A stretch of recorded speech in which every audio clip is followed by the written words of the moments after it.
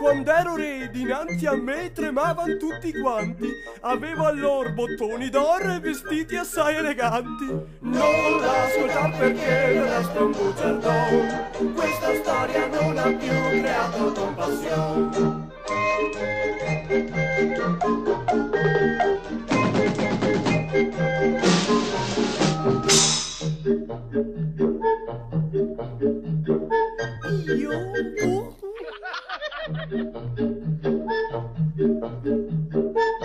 Oh no!